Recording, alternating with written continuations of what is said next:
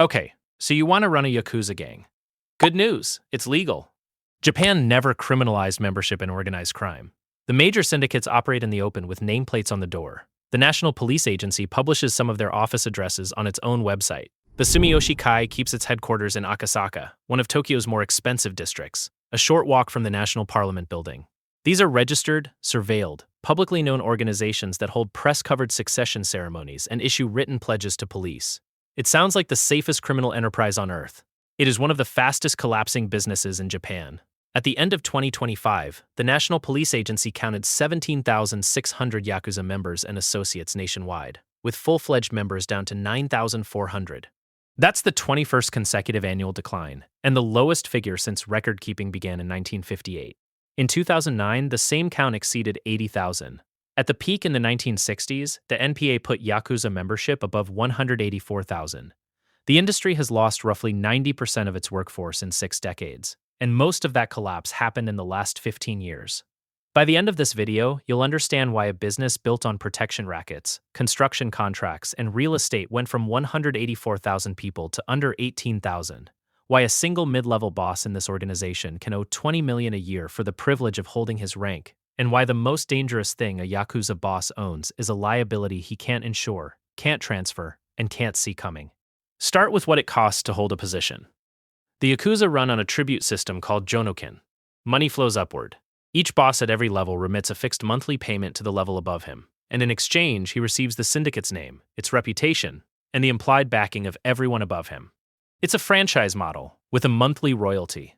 For most of the organization's history, that royalty was administrative.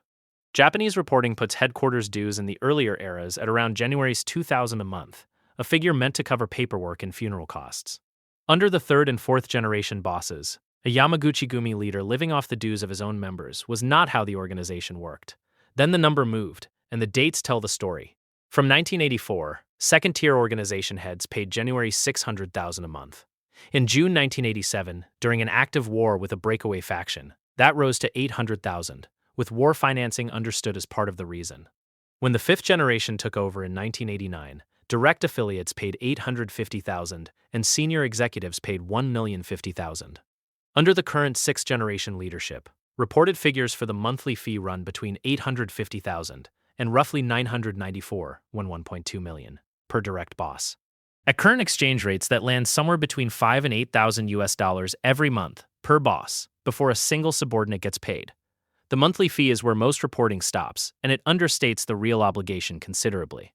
Direct bosses also make seasonal gift payments to the top boss at midsummer, at year-end, and on his birthday, with Japanese reporting putting those collective levies at around 3 million per boss annually. On top of that sits a category familiar to anyone who has looked at franchise economics: semi-compulsory purchasing. Direct bosses were expected to buy bottled water, soap, and daily goods through the organization, reportedly running about 500,000 a month. Analysts speaking publicly after the 2015 split estimated the total annual burden on a single direct boss at $20 million to $30 million. Call it $130,000 to $200,000 a year in overhead for the right to keep the name on the door. Run that up the pyramid. Estimates presented at a 2015 press conference put the sixth-generation boss's annual income from this system at roughly $21 billion. And for most of the system's history, that money went untaxed, treated by convention as membership dues to a voluntary association, until Fukuoka police broke the precedent by taxing the tribute income of the head of the Kudokai. That structure creates enormous downward pressure. A boss carrying a $20 million annual obligation has to extract it from the tier below him, who extract it from the tier below them, 4, 5, and 6 levels deep. And here's the part that shaped the last decade of Yakuza history. In August 2015, a large Kobe faction broke away from the Yamaguchi-gumi and immediately cut its own rates, setting direct boss dues at 100,000 to 300,000 depending on rank, banning the seasonal gifts outright, and ending the forced purchases of bottled water and household goods. The most consequential split in modern Japanese organized crime was, at its core, a dispute over franchise fees. That new group then fractured again in 2017 when it pushed the costs back onto its own core faction. Which brings us to what the organization actually sells. The traditional revenue lines are protection money, illegal gambling, loan sharking, drugs, and the entertainment and nightlife business. Protection is the most visible.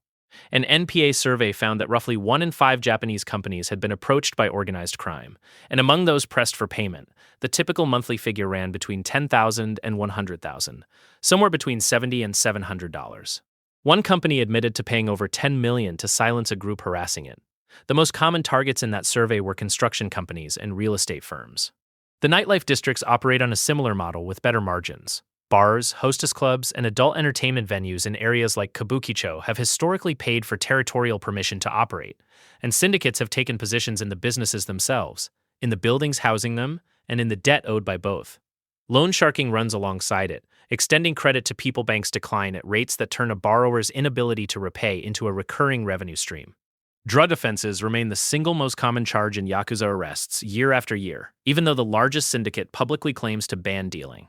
Look at those numbers next to the dues structure, and the problem becomes obvious. A boss owing 1 million yen a month cannot fund that obligation on 30,000 protection payments from neighborhood bars.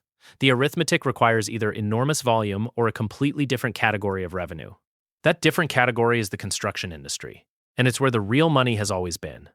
To set the scale of what this business once was, Japanese reporting has put total Yakuza annual income during the 1980s at an estimated $8 trillion, built on drug importation, gambling, and protection collection across the whole country. The mechanism works two ways. The first is extraction, pressuring developers into protection payments on active job sites, where a single day of stoppage can cost a contractor more than a year of payments. The second, and the more lucrative one, is participation.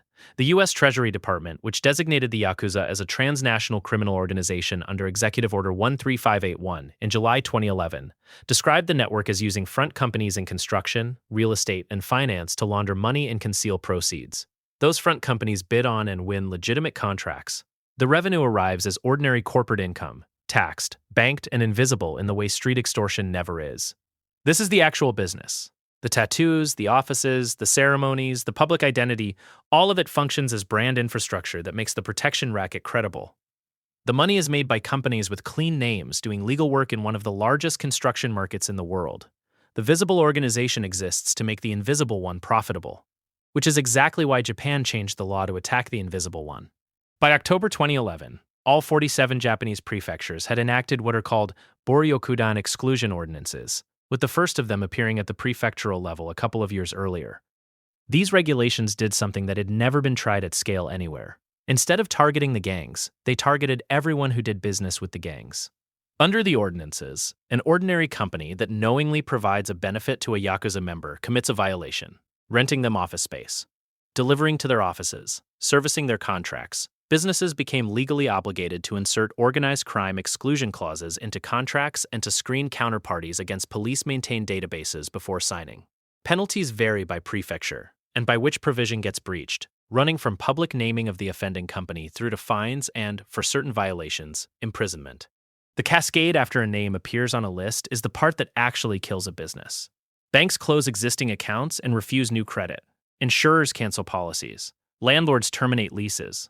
Licenses get revoked. For an organization whose profitable operations run through front companies that need bank accounts, insurance, offices, and contracts, the exclusion ordinances severed the connection between the criminal organization and the financial system it depended on.